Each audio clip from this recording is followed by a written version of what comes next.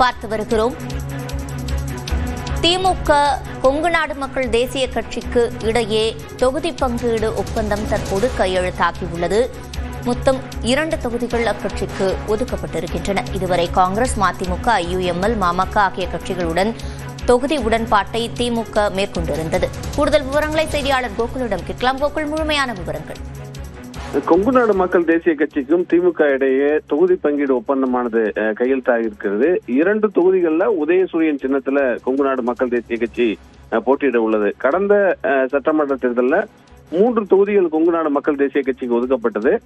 இந்த முறை ஒரு தொகுதி குறைக்கப்பட்டு 2 தொகுதிகள் என்ற அடிப்படையில் ஒப்பந்தமானது கையெழுத்தாயிருக்கிறது. ஏற்கனவே இந்திய யூனியன் முஸ்லீம் லீக், மனிதநேய மக்கள் கட்சி, மதிமுக உள்ளிட்ட கட்சிகளோடு ஒப்பந்தம் கையெழுத்தாயிருந்தது. காங்கிரஸ் கட்சிக்கும் திமுக இடையே ஒப்பந்தமானது கையெழுத்தாயிருந்தது. தற்பொழுது கொங்கு நாடு மக்கள் தேசிய கட்சியோடு தொடர்ந்து பேச்சுவார்த்தை நடத்தியதுல 2 தொகுதிகள் உதயசூரியன் சின்னத்துல போட்டியிடுவது என்ற உடன்பாடானது கையெழுத்தாயிருக்கிறது. கூட்டணி கட்சிகளுடைய தொகுதிகளுடைய எண்ணிக்கையை தற்பொழுது இந்த முறையும் கொங்கு நாடு மக்கள் தேசிய கட்சிக்கு குறைத்திருக்கார்கள். மதிமுக ஒரு தொகுதி 2 தொகுதி குறைக்கப்பட்டிருக்கிறது. இந்திய யூனியன் முஸ்லீம்களுக்கு ஒரு தொகுதி குறைக்கப்பட்டிருக்கிறது.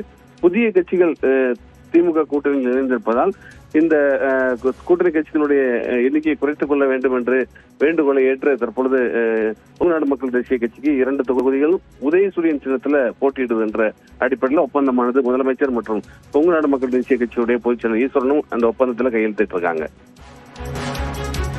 விவரங்களை வழங்கியமைக்கு நன்றி.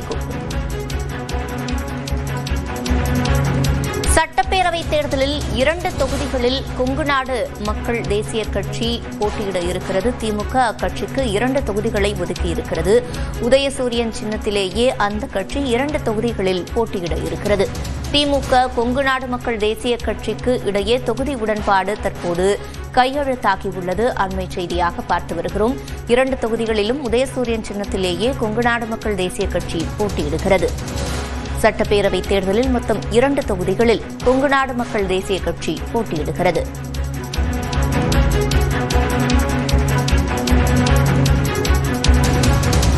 கொங்கு நாடு மக்கள் தேசிய கட்சி 2 தொகுதிகளில் சட்டப்பேரவை தேர்தலில் போட்டியிட இருக்கிறது. கடந்த தேர்தலில் 3 தொகுதிகளில் போட்டியிட்ட நிலையில் தற்போது ஒரு இடம் குறைக்கப்பட்டிருக்கிறது.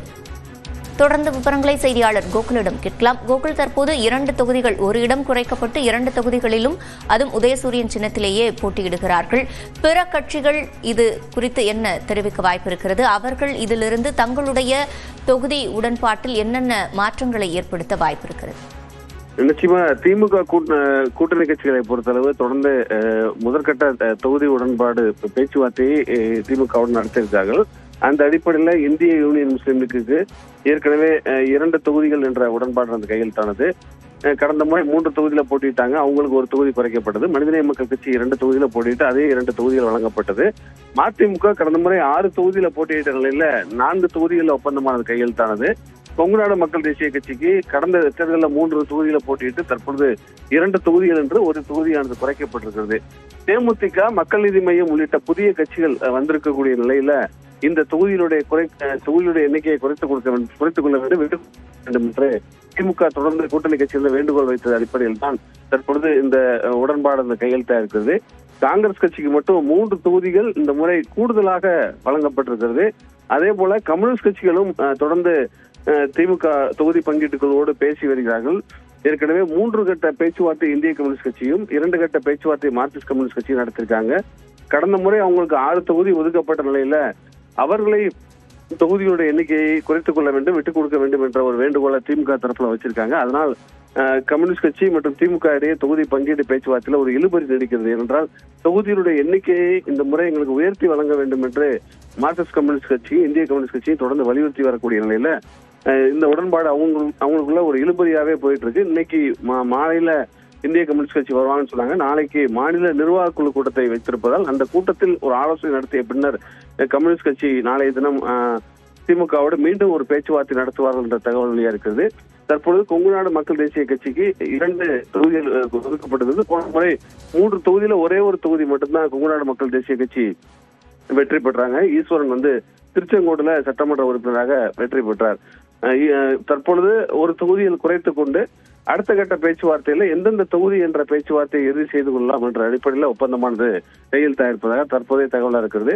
இந்த விடுதலை சிறுத்தைகள் கட்சியும் தேமுதிக, மக்கள் நீதி மையம் உள்ளிட்ட கட்சிகளுடைய அடுத்த கட்ட பேச்சுவார்த்தை இருக்குது. விடுதலை சிறுத்தை கட்சிகள் இந்த முறை எங்களுக்கு தொகுதியுடைய எண்ணிக்கையை உயர்த்தி வழங்க வேண்டும் என்ற ஒரு கோரிக்கையை தொடர்ந்து அந்த கட்சியுடைய தலைவர் திருமாவளவன் வைத்திருக்கார். முழுமையான விவரங்களை வழங்கியமைக்கு நன்றி கோபி.